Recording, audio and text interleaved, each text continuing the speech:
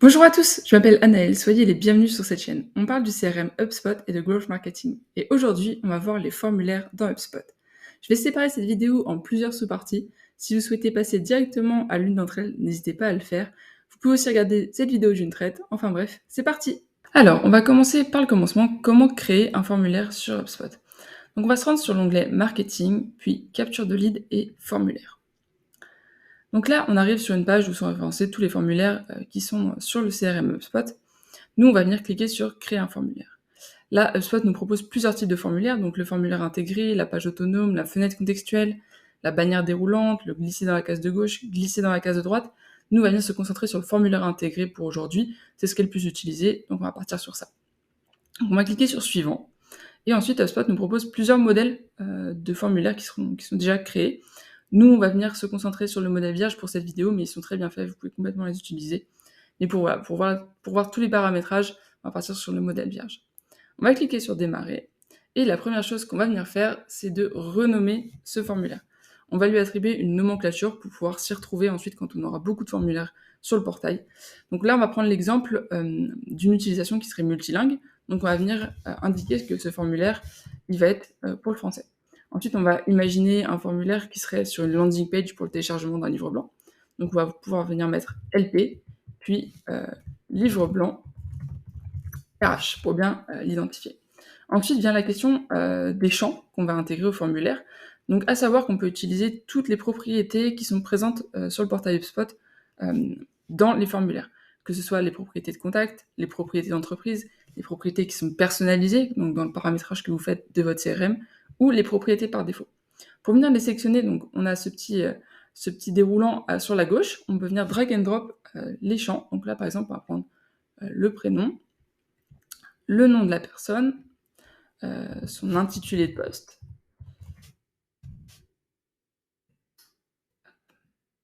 Et ensuite, par exemple, le nom de son entreprise. Nom de l'entreprise. Et là, on va venir sélectionner la propriété entreprise.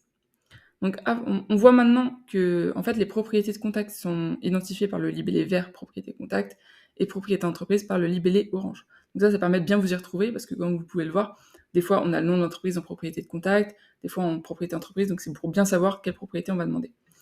Là, pour le livre blanc, on va demander 5 champs. C'est un bon nombre pour un livre blanc. Il faut faire attention à pas trop demander d'informations, que ce soit sur du coup un formulaire de contact, un formulaire de newsletter par exemple. Si on en demande trop, ça risque de décourager l'utilisateur et en fait qu'il ne finisse par ne pas remplir le formulaire parce que c'est trop long pour lui. Donc pour une newsletter, un champ c'est très bien, pour un livre blanc 5, ça sera très bien aussi. Donc ensuite on va pouvoir venir un petit peu modifier ces champs en cliquant sur le petit crayon modifier. Donc là, on a plusieurs paramétrages qui sont possibles. Donc tout d'abord, assez simplement, rendre le champ obligatoire. On va en rendre un maximum obligatoire pour avoir un maximum de données sur l'utilisateur. On peut masquer le champ, je reviendrai un peu plus tard sur ce que ça signifie. Ensuite, on va venir personnaliser un petit peu le libellé. Par exemple, on veut préciser à l'utilisateur qu'on veut son email professionnel. Donc on va pouvoir l'ajouter à cet endroit-là sans que ça change en fait la propriété que ça va venir compléter. Ensuite, on peut rajouter un petit texte d'aide, c'est juste pour l'exemple, si on veut lui apporter une autre petite précision en plus. Le texte d'espace réservé, donc c'est par exemple quand on voit un exemple @gmail.com pour que la personne sache exactement ce qu'on attend d'elle dans ce formulaire. Ensuite, on peut mettre une valeur par défaut. On peut aussi bloquer des domaines de messagerie. Par exemple, si vous voulez pas que vos concurrents puissent remplir votre formulaire, télécharger votre livre blanc, vous pouvez les intégrer juste ici et bloquer tout ce qui est formulaire de messagerie gratuit, fournisseur de messagerie gratuit, pardon, en fait, pour que tout ce qui est Gmail, Outlook, etc., soit bloqué et qu'on ait vraiment que des emails professionnels dans le cadre du B2B. Donc ça, c'est à cocher directement ici. On a aussi d'autres paramétrages qui sont très intéressants, donc les paramétrages qui sont logiques. Donc on a tout d'abord les options de champ progressif. Donc ça serait par exemple si la personne elle a déjà rempli un formulaire de contact, qu'on lui a demandé déjà son adresse email, son prénom, le nom de son entreprise, et que du coup HubSpot reconnaît qu'on a déjà toutes ces données sur le CRM, il va pouvoir déjà venir pré-remplir ces informations ou ajouter des champs progressifs. Donc ça veut dire que par exemple on se dit, bon, on a déjà certaines informations sur lui, on va peut-être pouvoir venir lui demander d'autres informations, comme par exemple son adresse postale, il faut dérouler, son adresse postale et sa ville. Hop, on va plutôt mettre juste sa ville, ça sera plus logique. Donc là, par exemple, on va retourner sur email professionnel. Logique. Et donc du coup, en fait, si l'email professionnel, on l'a déjà de cette personne, on va pouvoir cliquer sur remplacer par un champ progressif mis en file d'attente. Et en fait, HubSpot va venir sélectionner donc dans les champs progressifs mis en file d'attente la prochaine propriété qui n'est pas connue de HubSpot. Donc là, dans notre exemple ville, si on a laissé adresse postale, ce serait d'abord l'adresse postale, etc. Donc ça peut être hyper intéressant pour récolter toujours un peu plus d'informations et pouvoir continuer de segmenter au mieux sa base de données. Ensuite, on peut mettre des champs dépendants. Donc par exemple, si on avait mis le nombre de salariés à la place de email, admettons le nombre de salariés est supérieur à 50, on va pouvoir venir lui proposer une autre propriété à remplir. Donc là, ça va pas forcément être possible sur l'email, mais on va prendre l'exemple. Donc du coup, nombre d'employés. Nombre d'employés, juste en dessous. Et dire hop, que si le nombre d'employés est supérieur à 50, alors afficher une autre propriété. Par exemple, on va lui demander le secteur d'activité. Donc là, on a bien le champ dépendant qui va s'afficher seulement si le nombre d'employés indiqué est supérieur à 50. Donc ça, encore une fois, pour venir personnaliser, récolter de l'information sur vraiment juste certains segments, etc., c'est hyper intéressant. Je vais le supprimer juste pour l'exemple. Mais comme ça, vous voyez à peu près comment ça fonctionne. Donc là, je vais juste revenir sur un élément que j'ai mentionné tout à l'heure, qui sont les champs cachés, qu'on appelle aussi champs masqués. Donc ces champs qu'on appelle cachés ou masqués sont par définition invisibles aux yeux de l'utilisateur. Par contre, ils vont être très utiles pour aller plus loin dans la qualification et dans la segmentation de votre base de données. Donc là, on va prendre un exemple d'utilisation. On sait que le formulaire qu'on a créé, il va être hébergé sur une landing page qui va être dédiée à un personnel particulier. Donc là, dans notre exemple, un responsable RH. Donc ce qu'on va faire, c'est qu'on va venir ajouter au formulaire, sans que l'utilisateur le sache, en fait, cette information. Donc on va venir sélectionner la propriété persona de HubSpot, l'ajouter en tant que champ. Par contre, on va venir le modifier et le catégoriser en masqué. Donc là, on a bien l'information champ masqué qui est intégrée. On va venir sélectionner le persona responsable RH. Et en fait, du coup, à chaque soumission de ce formulaire, le persona qui sera attribué à la personne sera le responsable RH. Donc du coup, vraiment, c'est une information qui est hyper utile. Le champ masqué, on peut l'utiliser pour les personas, mais on peut l'utiliser pour plein d'autres choses. Par exemple aussi les phases de cycle de vie. C'est souvent utilisé pour ça. Donc je vous conseille vraiment de l'utiliser au maximum sur vos formulaires. Ça va vraiment vous aider à bien qualifier votre base de données. Maintenant qu'on a fait tous les paramétrages donc, sur les champs qui seront utilisés dans le formulaire, on va pouvoir cliquer sur l'onglet Options. Donc là, on a toutes les options de paramétrage qui sont possibles via HubSpot sur le formulaire. Donc tout d'abord, les options de paiement qui sont pour l'instant simplement disponibles aux US et qui permettent en fait de collecter des paiements directement via les formulaires. Donc ça va être vraiment hyper intéressant pour certaines entreprises qui en fait souhaitent intégrer les paiements via HubSpot. Ensuite, on a tout ce qui est option de message de remerciement ou de redirection de page. Donc là, on peut afficher un message de remerciement, on peut venir le personnaliser facilement. On peut aussi rediriger vers une autre page quand on a le site internet qui est fait via le CMS HubSpot. Ensuite, on peut venir personnaliser la phase du cycle de vie à partir des soumissions. Donc ça, c'est hyper intéressant. Par exemple, si on veut dire que une fois qu'on a rempli ce formulaire, on devient un lead qualifié par le marketing, hop, on peut le mettre là directement, automatiquement. On peut ajouter des options du coup de suivi, envoyer une notification de soumission par email au propriétaire du contact.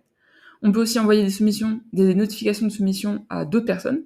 Donc là, par exemple, ce sera en fixe, ce sera par exemple moi, ou à chaque fois qu'il y aura un formulaire, du coup, si on coche à la fois l'option de suivi et à la fois on ajoute mon adresse email, le propriétaire du contact et moi-même recevrons une notification. Donc on peut sélectionner la langue du message d'erreur et du formulaire. On peut sélectionner une campagne à laquelle raccrocher du coup ce formulaire via l'outil campagne du marketing. Et donc du coup, il y a d'autres aussi paramètres, créer un contact pour une nouvelle adresse email, ajouter un lien pour initialiser le formulaire, pré-remplir les champs de contact avec les valeurs connues. Donc ça, c'est à vous de voir ce que vous souhaitez faire. En ce qui concerne, l'onglet style et aperçu, donc vous pouvez personnaliser le rendu graphique, du formulaire à cet endroit-là. Donc en fonction de votre charte graphique, HubSpot, propose, déjà des petits éléments, préconçus, mais vous pouvez aussi accéder à plein d'options de style en scrollant vers le bas, avec, la personnalisation des polices, de tout ce qui est couleurs, des libellés, le message du remerciement, les boutons et cetera. Et vous pouvez même venir tester à cet endroit-là l'affichage en tant que contact spécifique du formulaire. À savoir que si vous utilisez le CMS HubSpot, le formulaire prendra automatiquement le thème graphique de votre site internet. Si vous êtes en train d'apprendre des choses ou que vous appréciez cette vidéo, n'hésitez pas à mettre un petit like, ça nous aide beaucoup et ça aide à faire découvrir cette vidéo à d'autres personnes qui aimeraient monter en compétence sur HubSpot.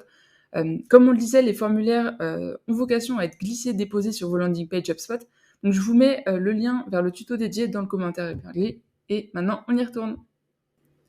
On va aborder la dernière partie de cette vidéo et on va voir comment créer une automatisation à la suite de la soumission du formulaire.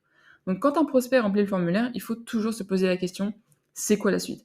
Est-ce qu'on souhaite lui envoyer un email de follow-up? Est-ce qu'on souhaite qu'un sales le contacte en direct? On peut en fait imaginer plein de scénarios différents en fonction des cas d'usage. Donc on est sur l'onglet automatisation et on peut voir que HubSpot propose par défaut un workflow pour envoyer un email après la soumission de formulaire. Donc on va cliquer sur créer ce workflow pour voir comment ça fonctionne. Donc par défaut, donc du coup le trigger est bien indiqué. Un contact a soumis le formulaire FRLP livre blanc RH. Et là, on va pouvoir venir sélectionner en fait l'email qu'on souhaite adresser à cette personne. Donc on clique sur cet endroit-là, sélectionner un email, email de confirmation. Donc ça c'est un exemple qui avait déjà été paramétré en email automatique. On va faire enregistrer. Et il faut bien penser à activer cette automatisation, cliquer sur On. Voilà, on ne va pas l'activer pour l'exemple, mais quand en fait, du coup, le formulaire sera publié, l'automatisation commencera. On va désactiver. Mais on peut aussi imaginer d'autres workflows assez simples. Donc on peut cliquer sur Ajouter un nouveau workflow simple. Donc le déclencheur, le trigger, ce sera quand même toujours un contact a soumis le formulaire. On va cliquer sur Créer. Et ensuite, on pourrait par exemple imaginer un workflow qui va créer une tâche, qui va me créer une tâche pour que je contacte cette personne en direct. Donc on va pouvoir venir renommer le workflow contact sales suite soumission formulaire livre blanc, comme ça on sait exactement de quoi il s'agit. Hop, on peut venir cliquer sur le plus et sélectionner créer une tâche. Donc on va mettre le titre recontacter. Donc maintenant, on a bien le prénom et le nom de la personne. Donc on va mettre son prénom et son nom en personnalisation. Suite au téléchargement du livre blanc. Hop. Donc la date d'échéance, on va mettre immédiatement. On ne va pas mettre de rappel d'email. On peut rajouter une petite note si besoin. Type, ça va être appel. Ensuite, donc la fiche d'information, ça va être celle de la personne. On ne va pas l'ajouter pour nous, elle, une petite latente, mais ce serait possible. Priorité, on va mettre élevé. Et attribuer une tâche à un utilisateur spécifique, et ça va être moi-même. Hop, on enregistre. Il n'y aura plus qu'à activer le workflow comme pour l'autre. Hop, on va dire j'ai compris. On va quand même les activer pour l'exemple. Et ensuite, vous avez terminé tout le paramétrage du coup de votre formulaire. Donc maintenant, vous êtes prêt à utiliser l'outil formulaire sur HubSpot. Pour le publier, il n'y a plus qu'à cliquer sur Mettre à jour et vous pourrez les intégrer sur votre site internet et sur vos landing pages. Cette vidéo décrit une infime partie de tout le potentiel offert par le CRM HubSpot. Vous pouvez vous abonner à notre chaîne YouTube pour être les premiers informés des nouvelles fonctionnalités et pour savoir comment bien les utiliser. Si vous souhaitez explorer plus en profondeur les fonctionnalités d'HubSpot, n'hésitez pas à nous poser vos questions en commentaire.